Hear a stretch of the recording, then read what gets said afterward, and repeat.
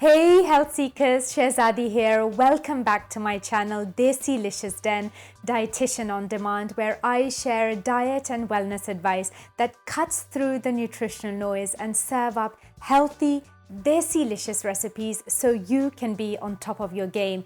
Here you'll access free recipes, nutrition and wellness videos to inspire health whenever, wherever.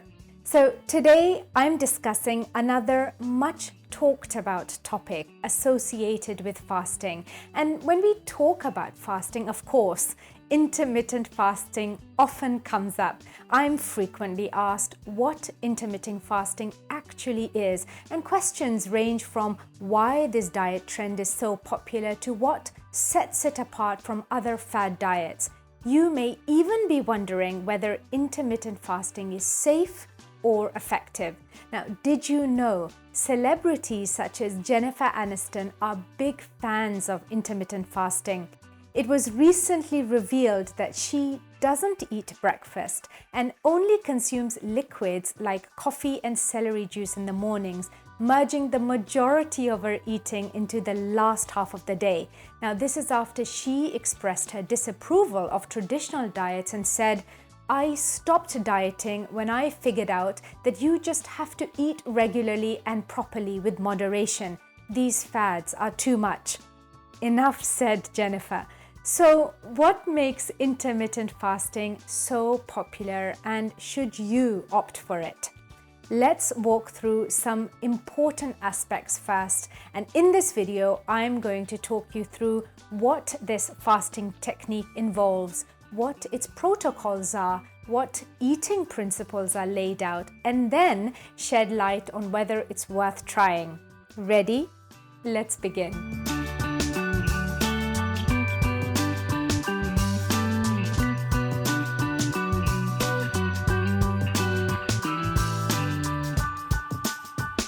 Let's start with the basics. What is intermittent fasting?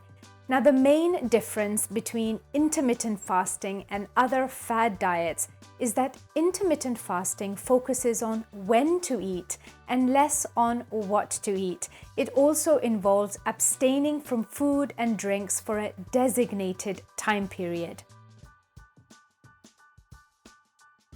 Intermittent fasting is considered a broad term and is usually broken down into three common types.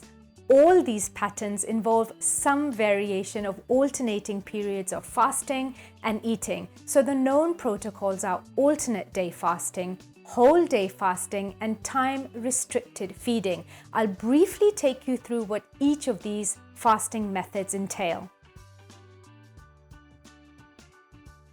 Alternate day fasting involves restricting food intake every other day. In other words, you would fast for a full 24 hours every alternate day. For example, Monday, Wednesday, Friday, leaving a day's space in between. Now, there is a modified version of alternate day fasting where you don't have to fast the entire day, but instead consume a lesser number of calories. This involves consuming about 500 to 600 calories, equivalent to 25% of your daily calorie requirements on fasting days.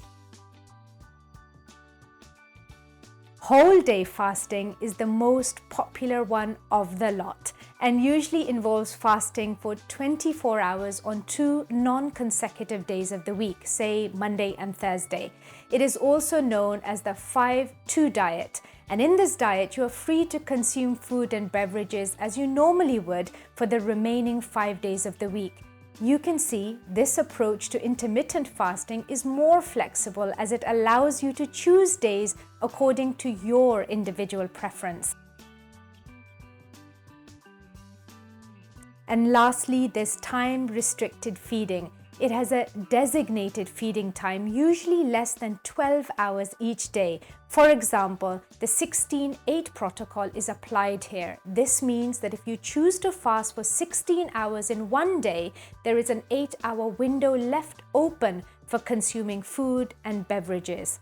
Now, bear in mind, most intermittent fasting protocols encourage calorie-free beverages such as coffee or tea.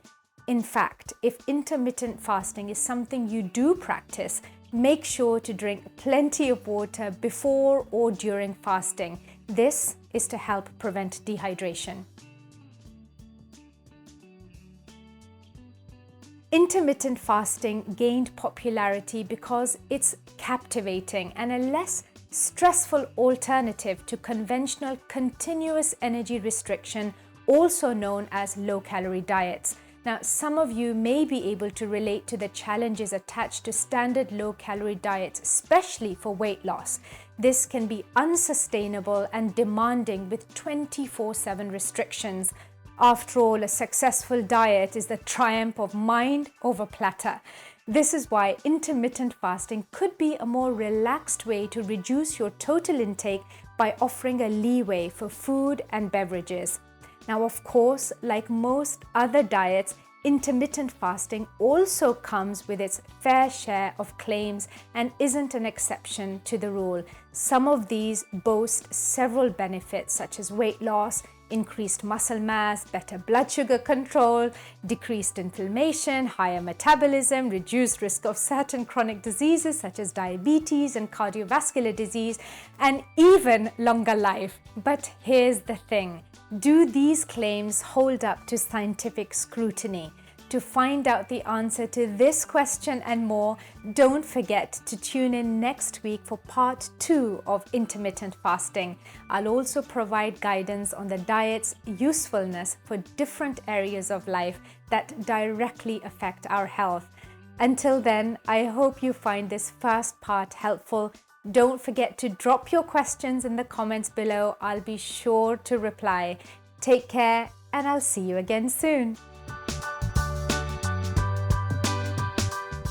If you like this video, give it a thumbs up or leave me a comment. I'd love to know what nutrition and diet related topics you want me to dive into next. Thanks for watching, and don't forget to subscribe. And if you want to be a super subscriber, don't forget to turn on that notification bell so you never miss another video.